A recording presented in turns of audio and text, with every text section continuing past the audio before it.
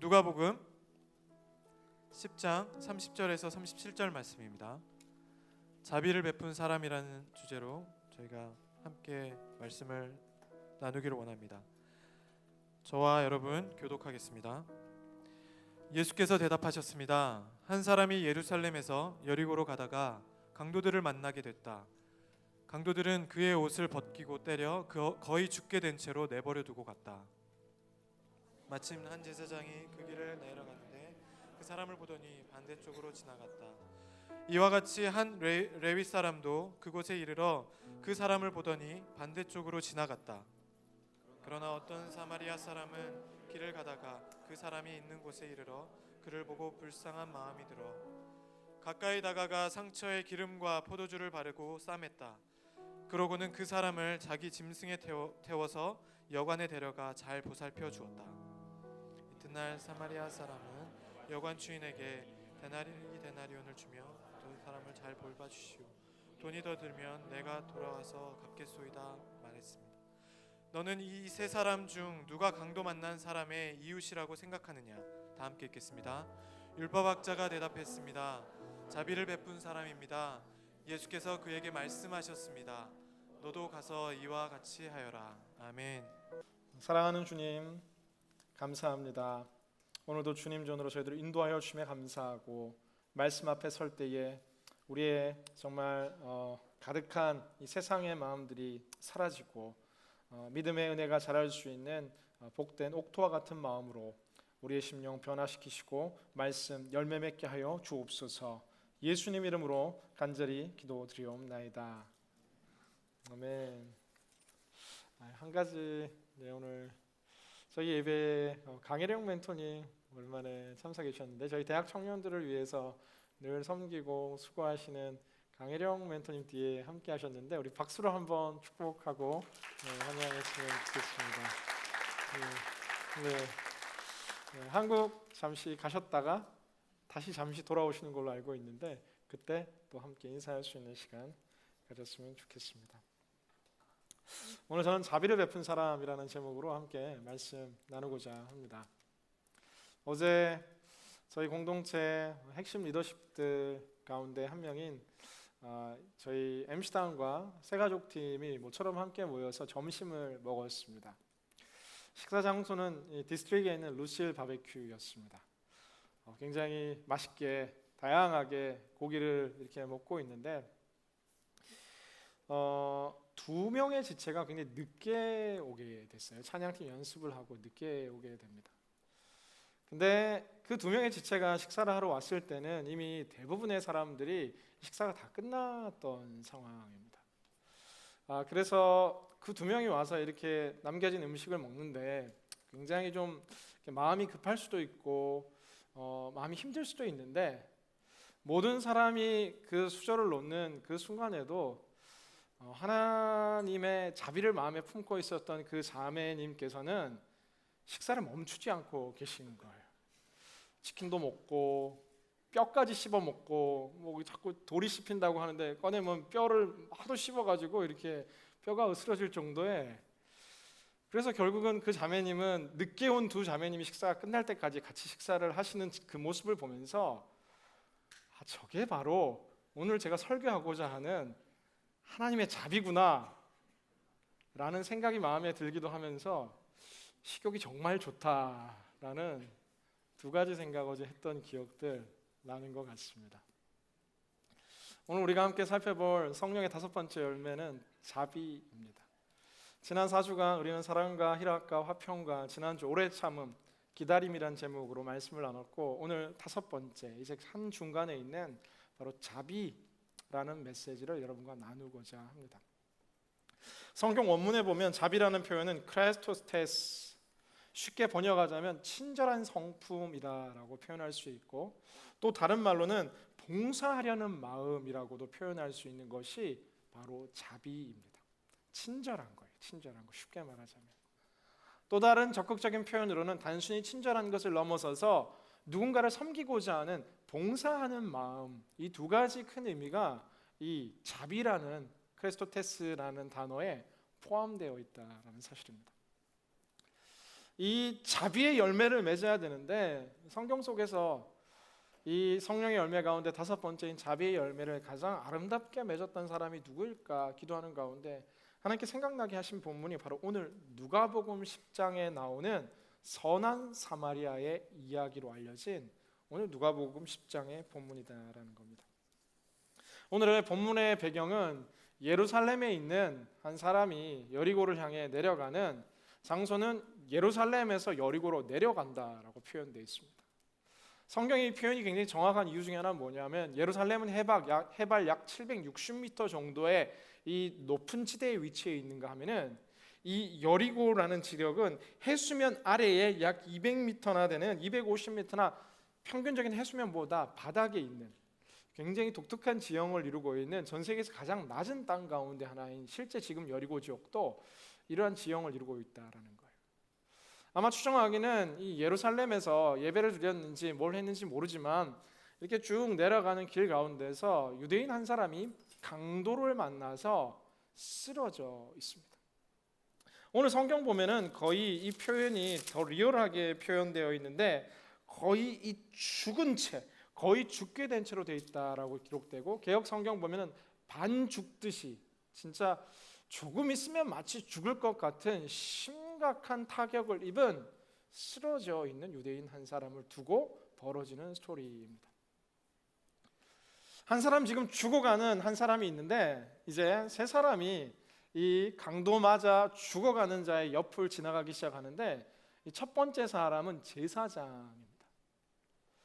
그 당시 고대 문헌을 보면 제롬이나 초대 이 교회에 대한 그 해박한 지식들을 쏟는 사람들을 보면 이 여리고라는 지역에 실제 제사장들과 이 레위인들이 많이 거주하는 그래서 한 30km 정도 떨어져 있는데 이 예루살렘의 성전을 오가면서 생활은 여리고에서 그리고 실제 이 사역은 이 예루살렘에서 하는 이러한 형태를 이루고 있었다라고 이야기합니다. 제사장이 아마 자신의 그 성전에서 봉사하는 일을 다 끝내고 돌아가는 길인데 이 거의 죽어가는 사람, 이 강도 만난 유대인을 바라보고 오늘 성경을 어떻게 표현하냐면은 반대로 돌아갔다라는 거예요. 쉽게 말하면 피해갔다라는 겁니다.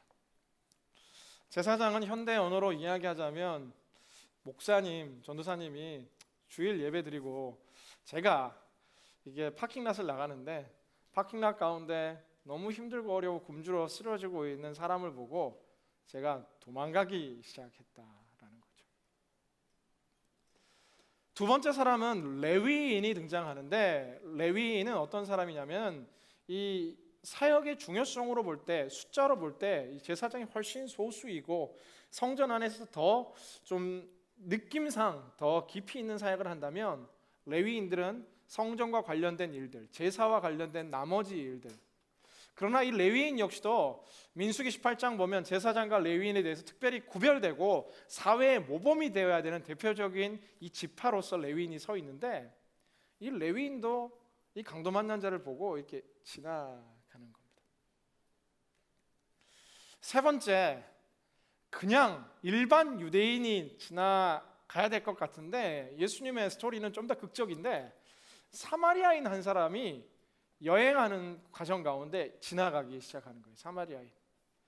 예전에 제가 사마리아인에 대해서 한번 설명했던 적이 있는데 사마리아인이라는 것은 이 당시 가장 유대인들에게 있어서 인종차별을 많이 받았던 마치 짐승처럼 취급받던 종족들이 바로 사마리아인입니다.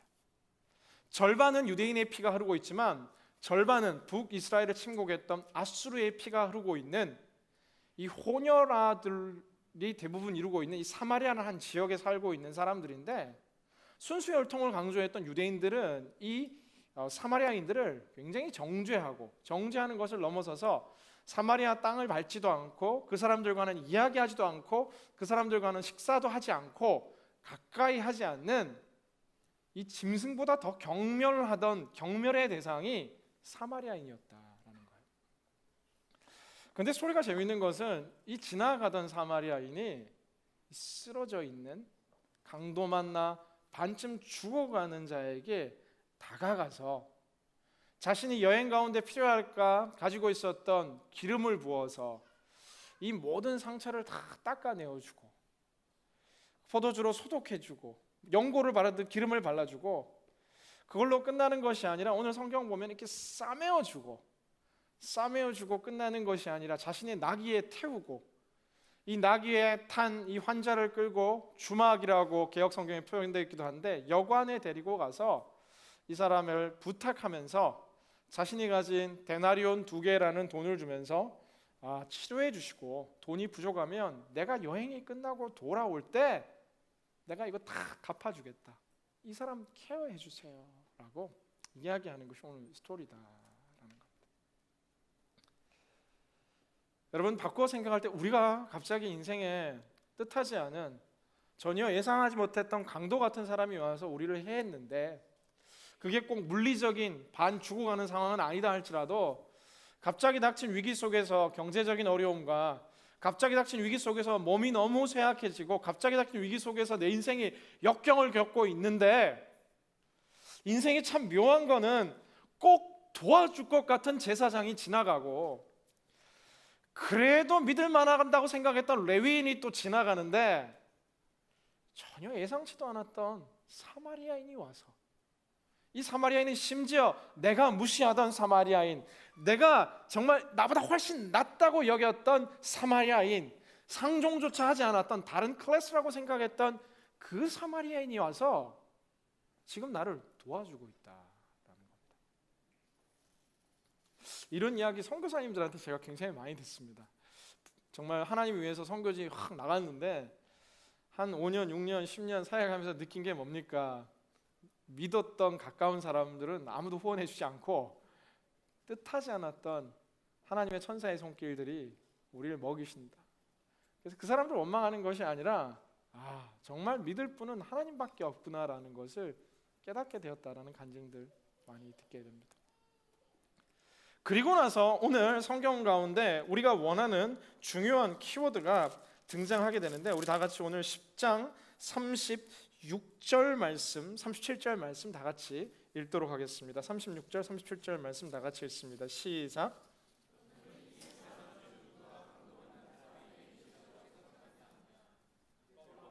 대답했습니다. 자비를 베푼 사람입니다.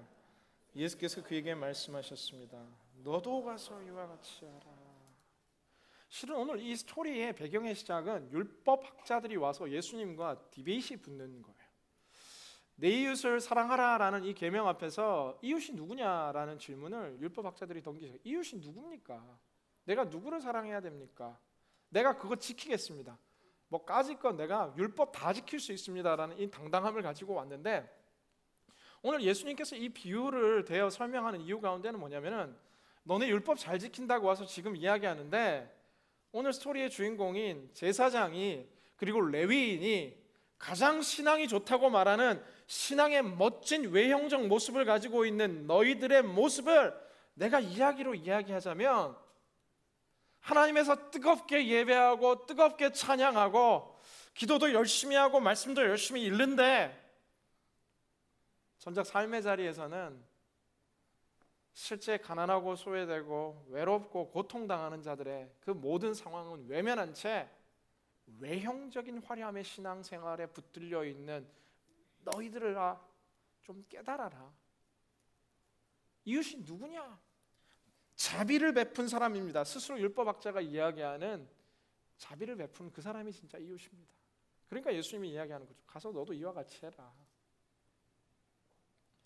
저는 오늘 이 말씀을 묵상하며 5번째 열매인 자비의 열매를 묵상할 때 한국 교회가 세상 가운데서, 미국 교회가 또한 세상 가운데서, 또한 이 시대 많은 기독교인들이 세상 속에서 손가락질받고 지탄받고 정말 교회의 모든 명성과 예수 그리스도의 영광의 빛이 가리워지고 바닥에 떨어진 가장 중요한 이유가 더 많은 성경의 지식들과 더 열정적인 신앙의 외형과 더 많은 화려한 신앙의 미사 여구보가 아니라 자비의 열매가 사라졌기 때문에, 친절의 열매가 사라졌기 때문에, 이웃을 섬기는 봉사의 열매가 사라졌기 때문에 오늘 우리의 교회와 기독교가 역사상 가장 힘들고 어려운 시즌을 보내고 있는 것은 아닌가 생각해 봅니다. 실은 이 외침은 저를 향한 외침입니다. 왜? 가장 먼저 등장하는 것이 제사장 그룹인 것이죠. 하나님을 섬긴다고 하는 목회자와 선교사님들이, 신앙이 좋다라고 말하는 교회의 리더십들이 교회 속에서는 뜨겁게 찬양하고 눈물을 쏟아내며 아름답고 멋진 많은 성경의 이야기들을 나누고 있는데, 과연 우리는 이 몸된 교회의 성전을 떠나는 그 순간 우리의 캠퍼스 속에서의 우리의 모습은 어떠한지, 우리의 가정 속에서의 모습, 우리의 직장 생활 속에서의 모습, 아니 아무도 보이지 않는 거리에서, 아무도 함께하지 않은 내 운전자 하는 그 삶 속에서 우리는 과연 자비와 친절과 봉사의 열매를 맺고 살아가는 존재인지, 아니면 이분법적인 삶의 분리 속에서 주일은 아름답고 고상하고 착한 모습으로, 주일 이후의 모든 삶은 치열한 경쟁 속에서 이기기 위해 누군가를 짓밟고 이기기 위해 누군가를 헐뜯고 거리에 굶주려 죽어가는 수많은 사람들에게도 불구하고 내가 더 갖기 원하는 욕망의 인생으로 살아가는 그러한 모습은 아닌지 우리 스스로 되돌아봐야 한다라는 사실입니다. 하나님이 보시는 위대한 사람은 큰 일을, 위대한 일을 행하는 사람이 아니라 자신보다 부족한 사람들에게 자비를 베푸는 사람, 자신보다 연약한 자들에게 친절을 베푸는 사람이라 생각됩니다. 토마스 칼라일은 위대한 사람은 아랫사람을 대하는 태도로 자신의 위대함을 증명한다라고 이야기합니다. 제 짧은 삶의 경험 속에서도 참 재밌는 것은 정말 훌륭한 분들, 신앙적으로도 훌륭하고 기업 속에서도 존경받는 그 특징들을 보면은 자신보다 아랫사람들을 향해서 굉장히 존중하고 인격적으로 대해준다라는 거예요. 저희 교회 한 장로님이 계신데, 이 장로님이 미국에서 아주 오랫동안 비즈니스를 하셨는데, 비즈니스를 거의 한 30년 하시는 동안 지금 함께 온 직원들이 거의 한 30년째 같이 오는 이직률이 거의 없는 직장입니다. 한국만 사람들이 있는 것이 아니라 히스패닉 계통의 미국 소행에서 좀 소외되고 힘들고 무시받는 많은 사람들이 그 직장 속에 있는데, 그 비결이 뭔지 묻는데 한 인격과 한 인격으로 대한다라는 거예요. 쉽게 다른 종족을 저희도 무시하고 막 조크하기도 하고, 우리도 미국 사회 속에서 이렇게 차별받고 정말 이렇게 손해볼 때도 있지만, 그런 걸 당하면서도 또 다른 종족을 향해서, 인종을 향해서 선입견과 편견을 가지고 윗사람들한테는 잘하는데 아랫사람들은 쉽게 함부로 하고, 잘하고 성장하고 인정받고 승진하기 위해서 힘이 있는 사람들에게는 잘하는데 오히려 능력이 부족하고 연약한 사람들은 더 무섭게 힘으로 누르는, 실은 무서운 약육강식이 예수님을 믿는 사람들의 삶 속에서도 참 많이 등장하는 것을 보게 된다라는 사실입니다. 이사야 58장 6절에서 7절 성경은 우리에게 참 신앙의 모습이 어떠한 것인지를 이야기해 주고 있습니다. 우리 자막을 통해서 이사야 58장 6절에서 7절 말씀을 다 같이 함께 읽도록 하겠습니다. 시작. 내가 받고 싶은 금식은 이런 것들이 아니냐. 부당하게 묶인 사슬을 끌어주고 멍에의 줄을 풀어주는 것, 압제받는 사람을 자유롭게 놓아주고 모든 멍에를 부숴버리는 것이 아니냐. 7절. 너희가 굶주린 사람에게 먹을 것을 나눠주고 가난한 노숙자를 집에 맞아들이는 것이 아니냐. 헐벗은 사람을 보면 옷을 입혀주고 내 혈육을 못 본 채 앉는 것이 아니냐. 금식에 대해서 이야기하는데, 이사야가 58장을 통해서 이야기하는데, 금식, 다른 말로 열정적인 신앙의 모습을 이스라엘 사람들아 너희들이 지금 이야기하고 있는데, 진짜 하나님께서 기뻐하시는 금식은 뭐냐? 개역개정 성경은 흉악의 결박을 풀어주는 것, 실제 줄인 자에게 음식을 나눠주고 정말 방황하는 노숙자들을 갖다가 집으로 받아들이고 헐벗은 자들에게 옷을 입혀주고 내 고륙을 필하여 내 가족들을 피하여 스스로 숨지 않는 것이 아니냐라고 이야기하고 있다. 여러분, 신앙 좋은 게 뭡니까? 모태신앙 1대, 2대, 3대 감사할 일이지 자랑할 일은 아닌 것 같습니다. 감사한 것이죠. 너무 좋은 것이죠. 그러나 3대째, 4대째 신앙생활하는 이것이 또 하나의 배타성이 되어서 나는 신앙이 좋은 사람이라는 착각만을 가지고 성경에 대한 지식이 많다는 것을만을 가지고 정작 삶 속에서 이러한 약한 자, 소외된 자, 교회에 처음 오는 자들을 섬기고 품지 못한다라면 그것이 과연 진정한 신앙의 열심인지 우리가 되짚어 봐야 된다라는 거예요. 저희 교회가 감사한 것 가운데 한 가지 뭐냐면 요즘 교회 처음 나오는 분들이 굉장히 많습니다. 교회 처음 오다 보니까 교회 문화가 굉장히 다 어색한 것들 굉장히 많죠. 그래서 일반적인 교회 문화에 대해서도 때로 이해가 당연히 부족할 수밖에 없죠. 처음인데. 그런데 그런 부족한 것들을 품어주고 채워주고 가르쳐주고 나도 그랬다고 이야기해주고 더 그들과 교제하고 더 진지한 나눔과 교제 가운데로 들어가야 하는데 이게 좀 말통하는 사람들하고 이야기하는 게 더 편한 것 같고 내 친한 사람들하고 함께하는 것이 좋은 것 같고 이 관계에 있어서도 우리가 자비와 친절과 봉사가 필요하다라는 말입니다. 오늘 사마리아인을 보면 심지어 자신을 짐승처럼 여겼던 그 유대인도 지나치지 않았다라는 거예요. 그렇다면 정말 자비를 베푸는 자의 삶은 어떠한 삶인가? 오늘 성경을 통해서 배우는 가장 첫 번째 교훈 가운데 하나는 불쌍히 여기는 마음을 가졌다라고 성경 우리들 가운데 기록하고 있습니다. 33절 말씀을 보면 어떤 사마리아 사람은 길을 가다가 그 사람이 있는 곳에 이르러 그를 보고 불쌍한 마음이 들어. 영혼을 보니까 극률한 마음이 드는 거죠. 배고픈 사람을 보니까 극률한 마음이 드는 거고 헐벗은 사람을 보니까 극률한 마음이 드는 거고 미국 생활하면서 우리는 가족들이 있는데 가족 없이 혼자 와 있는 유학생 형, 오빠, 언니, 동생 보니까 극률한 마음이 들고 나는 태어날 때부터 영어가 너무너무 편해서 좋은데 영어가 안 되는 박신웅 목사님 보면 극률한 마음이 들고 불쌍한 마음이 들어서 도와줘야 되는데 제가 영어 한마디 하면 놀리고 막 이렇게 정죄하고 그 발음이 틀렸다라고 이야기하고 물론 저는 내면이 건강해서 상처받지 않지만 자꾸 빠비라고 놀리고 한국에서 처음 온 친구들 자비를 베푼 사람의 특징은 마음에 눈물이 있습니다. 사람을 바라보고 단점을 캐치해내는 것이 아니라 부족한 것을 바라보고 내가 저거 품어줘야 되겠다라는 생각을 하게 된다. 성숙한 사람의 특징은 무엇이냐 하면은 부족한 것을 바라보고 품어줘야 되겠다라는 생각을 하는 거죠. 그러나 교회 생활 10년, 20년, 30년 했지만 성령의 열매가 맺히지 않는 자들의 특징은 무엇이냐 하면은 단점밖에 보이지 않는 거예요. 비판하는 것만이 너무 능수능란한 전문가가 되어버려 있습니다.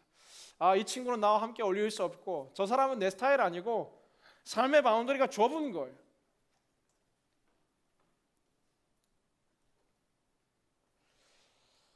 혹자가 이야기하기를 원수를 죽이는 가장 좋은 방법에 대해서 이야기한 글을 본 게 생각납니다. 원수 같은 그 사람을 사랑과 자비와 친절로 품어주라라는 거예요. 원수 같은 모습은 원래 그 사람의 모습이 아니기 때문에 내가 나를 힘들게 하는 그 영혼을 사랑으로 품어주고 친절과 자비와 봉사로 함께할 때에 그 사람은 나의 친구가 되고 어느 순간 원수는 사라지게 되는, 우리 속에 부족한 것을 바라보고 긍휼히 여기는 마음이 회복되어야 된다라는 거예요. 가족들을 바라볼 때도 긍휼한 마음을 갖는 것이죠. 친절하게 아빠 엄마 얼마나 힘들었을까, 나한테 이렇게 하는데 실은 할아버지 할머니와 그 힘든 시절을 보내며 우리 부모님 더 어려운 시간들 보냈었지. 주변에 친구들을 바라보며 나와 의견과 뜻이 맞지 않는 친구들을 바라보며 아, 저 친구 힘들구나, 마음이 아프구나, 지금 사랑해달라는 소리를 화내고 짜증내고 이렇게 분을 쏟아내는 거구나, 불쌍히 여기는 마음. 좀 더 적극적으로 실제 우리의 삶의 주변에 고통당하는 자들을 향해서, 지금 몸이 아픈 사람들을 향해서, 경제적 위기를 겪고 있는 사람들을 향해서, 예배 후에 청년들은 순모임하고 아우팅 가는데 커피 한잔 하는데 밥 한 끼 먹는데 누군가에게는 10불, 20불이 너무 쉽고 가볍고 웃으며 즐길 수 있는 물질이지만 또 다른 우리 순원들 중에 누군가는 이 커피 한 잔과 식사 한 잔에 10불이, 20불이 실은 한 주를 살아갈 수 있는 한 주의 양식인데, 상대의 상황과 환경을 고려하지 않은 채 쉽게 행동하고 활동함을 통해서 누군가의 상처를 주는 것이 아니라 내가 좀 여유 있다면 기분 상하지 않게 상대를 위해서 기꺼이 내어줄 수도 있고, 그리고 그 상대를 위해서 좋은 것 먹기보다 가벼운 것 먹으며 먹는 자체보다 함께하는 마음의 평강과 교제를 이룰 수 있는 것, 서로를 향한 불쌍히 여기는 마음의 배려가 자비의 성품을 맺는 가장 중요한 요소다라는 사실이에요. 다른 말로 자비는 또한 배려입니다. 상대를 배려하는 것이죠. 아, 이 형제는 어떨까? 이 자매는 어떨까? 입장을 바꿔서 생각해 보며 그 사람 위주의 마음을 품게 하는 것, 이것이 중요한 자비의 축복이다라는 사실입니다. 두 번째, 이 사마리안이 했던 모습 가운데 하나는 앞서 말했듯 가까이 다가가서 상처에 기름과 포도주를 바르고 싸맸다. 이 꽤 상당히 이 쓰러져 있는 사람에게 다가가서 무릎을 꿇고 아마도 그 상처난 모든 것 이 포도주로 소독을 하고, 포도주로 소독한 다음에 기름을 바르고 자신의 옷의 일부, 헝겊의 일부를 찢어서 그 상처를 싸매어 주고, 그 품으로 그 환자를 들쳐업고 들쳐업은 그 환자를 나귀에 옮기고 그 상처를 싸매어 주는 것, 품어주는 것, 이것이 오늘 성경에 등장하는 자비의 사마리아인의 두 번째 액션이었다. 우리가 마음은 긍휼한 마음 있는 사람도 굉장히 많습니다. 뭐 불쌍한 다큐멘터리 보면 자매들 막 눈물 많이 흘리잖아요. 슬픈 영화 보면 막 눈물 흘리잖아요. 지금 오늘까지인가 AMC의 드롭박스라는 영화 하고 있죠. 한국에 버려지는 아이들, 미혼모들에 의해서 여러 다양한 사연 속에서 부모님들이 아이를 기를 수 없는 그 슬픈 현실 속에서 아이를 이 드롭박스에 열고 넣으면 이 반대쪽에 있는 목사님과 사역 단체들이 그 아이를 받아 키우고, 많은 경우에 따라 달라 나가며 다른 방법을 찾아보자 하지만 뒤도 돌아보지 않은 채 떠나가는 수많은 가슴 아픈 사연들의 엄마들, 아빠들의 이야기를 다룬 영화가 지금 미국의 사람들에 의해 다큐멘터리 촬영된 미국 영화로 지금 개봉되고 있다고 들었습니다. 이렇게 보면 막 긍휼한 마음이 막 듭니다. 불쌍히 여기는 눈물이 막 생겨나는데, 우리에게 중요한 건 이 마음이 액션으로 움직여질 때 우리가 자비의 열매를 맺는 사람이 될 수 있다라는, 안타깝지가 아니라 함께하는 것이죠. 우리가 밟고자 하는 선교지 콜롬비아 땅은 세계에서도 악명 높기로 유명한 갱들과 마약의 소굴과 다름없습니다. 얼마 전 작년 2014년 이 11월에도 이 한 사역자 목사님 파벨이라는 목사님이 갑자기 괴한들에게 납치당했고 8일 후에 이 싸늘한 시신으로 죽음으로 발견되었죠. 그런데 참 감동적인 그 사모님이 한 달이라는 시간 지나고 제가 기사 봤는데 그 살인자 2명을 불러놓고 이 제일에서 이야기하면서 내가 당신들을 용서한다고. 왜냐하면 주님이 나를 용서했기 때문이라고. 주님 앞으로 나오라고. 마음으로 우리가 사랑할 수도 있고 마음으로 우리가 뭔가를 할 수도 있는데 액션으로 움직여져야 된다라는 거예요.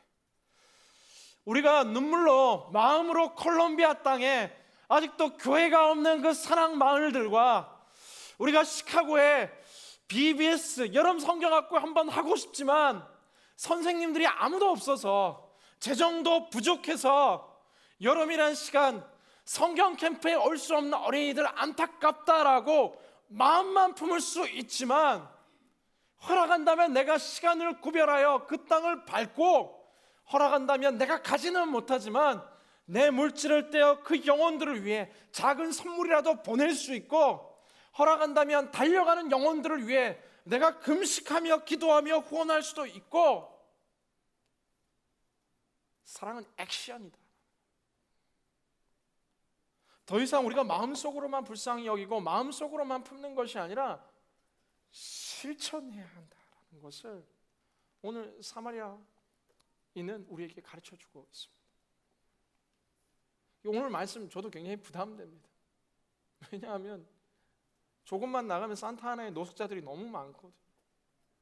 조금만 나가면 LA에 노숙자들 너무나 많은데 뭐 우리가 그 모든 노숙자들을 품을 수는 없지만 정말 하나님 마음 주신다면은 주변에 있는 소외된 영혼들, 열방에 있는 소외된 영혼들 우리가 더 품어야 되겠다, 싸매어줘야 되겠다, 품어줘야 되겠다라는 생각이 든다. 저는 도전하기는 이번 한 주 여러분의 삶에서 주변에서 약한 자들, 소외된 자들 여러분 싸매어줄 수 있는 넓은 가슴이 여러분들 가운데 회복될 수 있기를 주님의 이름으로 간절히 기원합니다. 품어주시는 거예요. 가서 토닥토닥 안아주시는 거예요. 주의할 점은 형제들은 형제, 자매들은 자매 이렇게 분리해서 저희 공동체 속에서도 힘들고 어려운 자들 많습니다. 하나님이 은혜와 축복의 시즌을 보여주는 자들이 있는가 하면 요즘 외롭고 서운함이 참 많은 자들도 있거든요.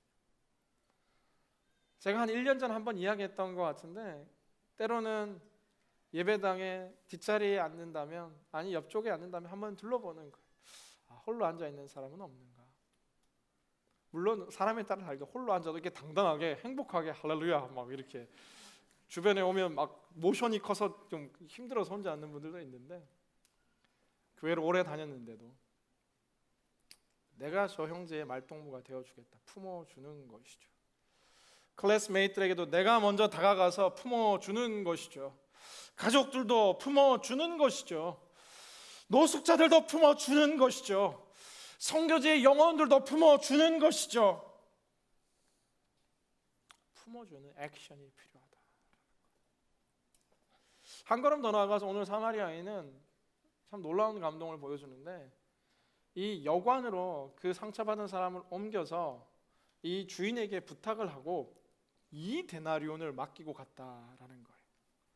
현대 화폐로 정확히 환산하기 힘들지만 데나리온은 기본적으로 로마 시대에 있어서 이 노동자들의 하루 임금이 될 수도 있습니다. 근데 안타까운 건 이 노동자들의 하루 임금이 너무 차이가 큽니다. 8불인 경우도 있고 10불인 경우도 있고 20불인 경우도 있고 특별한 직업을 가지신 분들은 막 시간당 막 50불 막 이렇게 받는 분들도 있고 시간당 그렇다고 했을 때 하루 진짜 한 100불 정도 되는 돈 200불을 갖다가 처음 본 사람, 그러니까 우리 화폐로 노멀하게 우리 아르바이트 시간당 10불 잡아서 하루 10시간 일한다 하고 100불, 200불 버는데 처음 본 사람 힘들어 보니까 이거 꺼내주는 거예요.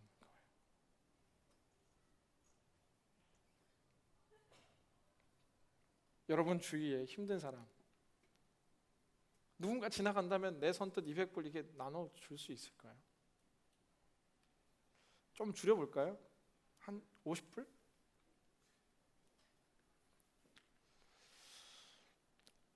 자비를 베푸는 또 하나의 그 마음은 불쌍히 여기는 것 그리고 싸매어 주는 것을 넘어서서 적극적으로 그들의 진정한 필요를 채워줄 수 있는 것이 되어야 된다라는 겁니다. 정말 그들이 필요한 것이 무엇인지 알고 그들을 위해 기꺼이 이제는 내 것을 포기하는 거. 그러니까 품어주고 안아주는 거는 누구나 할 수 있는데 이제 세 번째 단계예요. 내가 부족하지만 이 부족한 것을 떼어서 누군가에게 나눠주기 시작하는 것이죠. 마태복음 잠언 3장 27절 28절 말씀 자막을 통해서 다 같이 함께 읽도록 하겠습니다. 시작. 내가 선을 행할 수 있는 능력이 있으며 도움이 필요한 사람에게 기꺼이 선을 베풀어라. 가진 것이 있을 때 내 이웃에게 갔다가 다시 오게나 내일 주겠네라고 말하지 마라. 성경의 고백이에요. 도움이 필요한 자들이 있으면 그때 도와주라는 겁니다. 다음에 와라라고 이야기하지 말라라는 거예요. 물론 우리가 모든 것, 우리의 생활을 다 접고 하라는 것이 아니라 여러분의 형편과 상황에 따라 다르지만 진정한 자비의 열매를 맺는 자들은 때로는 내 것을 떼어서 그들에게 나눠줘야 된다. 근데 저도 이렇게 미국 생활 해보니까 미국 생활 굉장히 빠듯해요. 이 차 페이먼트 나가죠. 집도 매일 페이먼트 나가죠. 하숙비 내야 되죠. 기숙사비 내야 되죠. 그리고 생활도 해야 되죠. 그러나 또 자세히 찾아보면 이 줄일 수 있는 것들이 굉장히 많습니다. 제가 볼 때 나누는 삶은 내가 하고 싶은 것 다 하고 나면 절대로 나눌 수 없는 것이 이 나눔의 삶입니다. 더 좋은 옷 입고 싶고, 더 좋은 차 타고 싶고, 더 좋은 집 살고 싶고, 더는 끝이 없기 때문에 내가 이만큼 얻은 다음에 하나님 멋지게 비즈니스를 통해서 주의 영광 돌리겠다라는 것은 실은 끝이 없는 약속이 아닐까라는 생각이 든다라는 거예요. 지금 나보다 연약한 지체가 있고 식사 한 끼라도, 지금 나보다 고통당하는 저 열방의 영혼들을 위해서 정말 작은 금액이라도, 아니 음식이라도 나눌 수 있는 것, 이것이 바로 자비의 열매를 맺는 삶의 적극적인 방법이다라는 겁니다. 사랑하는 여러분, 고개 들고 저 한번 보시겠습니다. 지금 여러분이 들고 있는 핸드백은 과연 얼마짜리인가요? 어디서 주워온 거 들고 다니는 사람들도 가끔 있긴 하지만 지금 여러분이 입고 있는 옷은 얼마짜리인가요? 얼마나 된 옷인가요? 시간 나면 달려가서 명품 가방을 사고, 시간 나면 달려가서 내가 원하는 최신식 전자기기들을 구입하고, 시간 날 때마다 돈이 쌓이면 새로운 자동차로 내 승용차를 업그레이드하고, 시간 나면 저 좋은 이 해변에 가서 한 끼에 30불 40불 하는 별미를 마음 편하게 먹으면서 우리가 누군가를 도운다는 것은 너무 힘든 일이다라는 거예요. 그런데 성경은 이야기하는데 너네들이 정말 신앙이 좋은 예수님을 믿는 사람들이라면 말로만 하는 것이 아니라 행동 속에서 자비를 베풀 수 있어야 된다.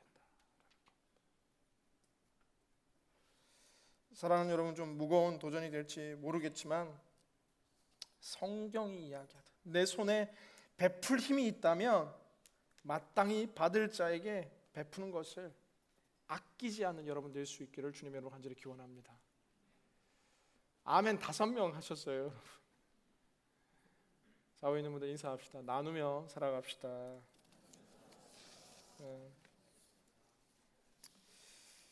여러분이 너무 힘들어하시는 것 같아서 제가 은혜의 간증 한 가지 나눠드리고자 합니다. 어느 비바람 치던 날 밤 필라델피아의 여관에 한 노부부가 여관을 방문합니다. 이 숙소에 머물고 싶은데 그 지역에 중요한 세계 컨퍼런스가 동시에 열리면서 이 지역 숙소가 다 사람들로 들어차 있는 겁니다. 여기저기 다니다가 거의 밤이 넘어가는 시간, 이 노부부가 한 호텔 여관에 가서 이야기하는데 방이 없냐고, 미안하지만 방이 없다라고 말하는 그 호텔 이 데스크 직원의 말에 또 상심하며 문 밖을 나서려고 하는 차, 추운 날씨에 이 노부부의 이런 외로운 이 발걸음이 마음이 아파서 혹시 괜찮다면은 제 방에서라도 쉬시겠냐고. 작고 누추한 방이지만 저는 괜찮다고. 저는 일하고 뭐 해야 되니까 하룻밤 이곳에서 묵을 생각이 있으시면은 묵으시고 가라고. 하룻밤을 묵고 이제 이 노부부는 이제 떠나게 됐는데, 시간이 얼마 지나서 이분에게, 이 작은 여관의 그 직원에게 이 레터가 하나 오는데, 뉴욕행 비행기 티켓과 그리고 이 주소가 적힌 하나의 편지가 오게 됩니다. 이거 뭔가 그냥 아무것도 아니겠지라고 했는데, 다시금 연락이 오기 시작하는데, 그날 그 추운 날 밤 방이 없어 헤매던 그 노부부를 맞아줬던 그 사람이 당신 맞다면 내가 보낸 초청의 티켓이니까 뉴욕에 오라는 거예요. 그리고 그를 만나 주소가 적힌 곳으로 함께 가게 되었는데, 당신은 미국에서 가장 훌륭한 호텔이 주인이 될 만한 자격을 나는 발견했습니다 라고 이야기합니다. 그리고 5번가와 34번가 거리가 만나는 지점에 새로운 빌딩을 가리키며 저곳이 바로 자네가 운영해 보라고 내가 당신을 위해서 마련한 호텔입니다. 이 실제 스토리예요. 윌리엄 월드로 후아 스토리라는 사람이 이 호텔을 만들고 추운 날 그 거리의 노 부부를 그냥 외면치 않고 품는 그 친절의 마음을 품었던 한 데스크 직원을 큰 브랜드 호텔에 또한 이 관리자로 이렇게 뽑게 되는 이런 기적들도 언젠가 일어나게 될 줄로 믿습니다. 우리가 뭔가를 바래서 하는 것은 아니지만 우리의 삶 속에 주님을 위해서 정말 예수님을 믿는 자라면은 섬겨야 한다라는 사실입니다. 히브리서 13장 2절 성경은 이렇게 기록합니다. 손님 대접하기를 잊지 말라. 이로써 부지 중에 천사들을 대접한 이들이 있었느니라. 다 같이 우리 우리말 성경 버전으로 함께 같이 읽겠습니다. 시작. 나그네 대접하기를 소홀히 하지 마십시오. 어떤 사람들은 나그네를 대접하다가 자기도 모르게 천사들을 대접했습니다. 우리가 우리의 이웃들을 섬기고 품어야 되는 이유는 우리가 섬기는 사람들 중에 천사들이 숨어 있다라는 것. 주님께서는 또 복음서를 통해 말하는데, 네가 냉수 한 그릇 떠준 거 그건 나한테 한 거다 이야기해요. 앞서 말했듯 밤길을 오가는 거리에 노 부부를 그냥 외면할 수도 있겠지만 자기의 작은 방으로 이끌었던 그분의 마음, 믿는 자라면 그냥 친절과 자비의 마음으로 한 것이지만 예수님은 이렇게 느낀다라는 거예요. 그건 나한테 한 거다. 거리의 외로운 노숙인들과 공동체에 소외된 영혼들을 안아주고 품고 싸매어주고 그들의 필요를 채우는 것, 예수님을 섬기는 거다라고 성경은 우리에게 이야기하고 있습니다. 사랑하는 주변에 다른 모습으로 이 땅 가운데 살아가고 있는 우리가 섬겨야 될 예수님이 보내신 사람들 있습니다. 주변에도 많고 세계 열방에도 많고 거리에도 많고 학교와 직장에도 많고 가족에도 많습니다. 제가 뭐 시간 없어 다 읽지 않지만 성경은 형제와 자매의 고통을 그냥 지나치지 말라라고 이야기합니다. 사랑하는 믿음의 성도 여러분, 우리의 삶도 때로 치열하고 힘들고 어렵지만 우리가 자비를 베풀 수 있는 이유는 거리에 강도 만나 쓰러져 있는 것 같은 우리의 인생 가운데 찾아오셔서 우리를 일으켜 주시고 우리를 품어 주시고 우리를 싸매어 주시고 우리를 고쳐 주시고 우리를 영원한 하나님의 나라의 천국의 자녀들이 되게 하신 예수 그리스도의 먼저 주신 자비, 먼저 주신 친절, 먼저 주신 봉사의 정신, 먼저 주신 긍휼의 마음, 먼저 주신 싸매어 주심, 아낌없이 생명까지 던져주신 예수 그리스도의 자비를 기억하며 이번 한 주 우리의 삶 속에 아름다운 자비의 열매를 맺는 여러분 되시기를 주님의 이름으로 간절히 기원합니다.